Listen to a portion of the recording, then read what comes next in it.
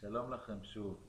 שמי אייל כוכבא מהמרכז לתכנון עסקי, וזוהי ההרצאה השנייה בנושא הקמה נכונה של חברת סטארט-אפ. בהרצאה הקודמת שוחחנו על בדיקת היתכנות ראשונית ועל הדרך הנכונה שבה אנחנו יכולים להחליט בכלל האם כדאי לנו לקדם את הרעיון שלנו או שאולי לחפש רעיון חדש. אנחנו מניחים שעברנו בהצלחה את בדיקת ההיתכנות ושאנחנו מתחילים להזיז קדימה את הרעיון שלנו. לפני שאנחנו מתחילים לזוז, מאוד מאוד חשוב שנלמד היטב את כל מה שקשור לרעיון שלנו ונגיע למצב שבו אנחנו יודעים יותר טוב מכולם, שלא יוכל לבוא איזשהו משקיע או כל אחד אחר ולשלוף לנו כל מיני אינפורמציות שהיינו צריכים לדעת ואנחנו לא יודעים, ושיכולות להשפיע על הנושא, ועכשיו אנחנו מוצאים את עצמנו עומדים במצב מאוד לא נעים, שאנחנו לא מכירים בעצם את מה שאנחנו מקדמים ומפתחים. אז מה זה נקרא ללמוד? דבר ראשון, צריך להכיר היטב את הפתרונות הקיימים לבעיה שאנחנו רוצים לתת לה מענה. וכשאני אומר להכיר היטב, זה אומר להכיר אותם הכי טוב שאפשר. זה אומר אולי אפילו לקנות אותם, ללמוד אותם לפני ולפנים, להבין אותם טוב, להבין מה טוב בהם ומה פחות טוב בהם, במה אתם יותר חזקים ובמה אתם יותר חלשים, להצליח להבין טוב טוב מה היתרונות התחרותיים שלכם על פני המוצרים האלה, ובכלל להבין ולדעת להשוות מאוד מאוד טוב ביניכם לבינם.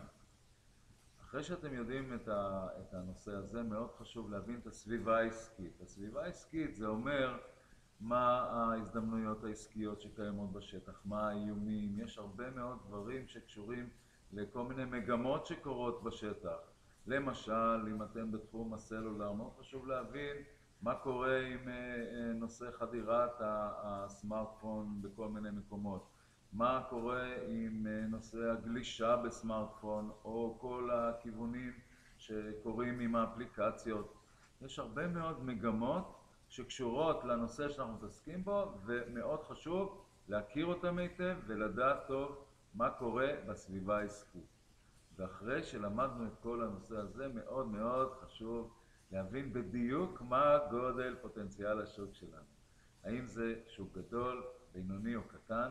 וכשאני אומר להבין מה הגודל, זה אומר לדעת טוב טוב כמה לקוחות פוטנציאליים יש לנו, כמה כסף אפשר לעשות מהנושא שלנו, כלומר באיזה מחיר אפשר למכור את המוצר, ובסופו של דבר יחסית לפוטנציאל של האנשים, כמה כסף אנחנו יכולים לעשות מזה. ובעצם ללמוד את כל מה שקשור לשוק, לתחרות ולסביבה העסקית. אחרי שהבנו את זה היטב, אנחנו יכולים להגיע למסקנה מהו פלח השוק שאנחנו רוצים להתעסק איתו בעיקר, מי הלקוחות הפוטנציאליים שלנו, ולנסות להגדיר את המוצר או השירות בצורה הכי טובה שאפשר לשלב הזה של החיים שלו. אחרי שאנחנו מגדירים את הדברים בצורה טובה, עכשיו אנחנו יכולים ללכת ולהתחיל לפתח אותו. מאוד מאוד חשוב להתחיל את פיתוח הפרוטוטייפ לפחות כבר בהתחלה. אני יכול להגיד לכם שאם תגיעו בידיים ריקות למשקיעים, הם לא יקבלו אתכם. הם רוצים לראות היום חשיבה עסקית טובה, או יותר נכון, קודם כל יזמים טובים, אחר כך חשיבה עסקית טובה, ואחר כך הם רוצים ודורשים היום לראות פרוטוטייפ. מאוד קשה לגייס היום כסף בלי החבילה הזאת של הדברים שאמרתי. נוסף לכל הדברים האלה, בסופו של דבר, תצטרכו גם לבנות תוכנית עסקית טובה, אבל זה באמת לשיחה אחרת שאנחנו נשוחח על התוכנית העסקית בצורה נפרדת. אז כמו שאמרתי, אני רוצה לסכם את הדברים. אחרי שהגענו למסקנה שהרעיון שלנו הוא רעיון שכדאי להתעסק איתו מכל הבחינות, אנחנו לומדים היטב את המוצרים המתחרים, את השוק שאנחנו הולכים להסתובב בו, ואחרי שאנחנו יודעים טוב, אנחנו יכולים להגדיר את המוצר או השירות בצורה טובה, וחייבים להתחיל לפתח אותו. עכשיו עוד מילה קטנה על לפתח אותו.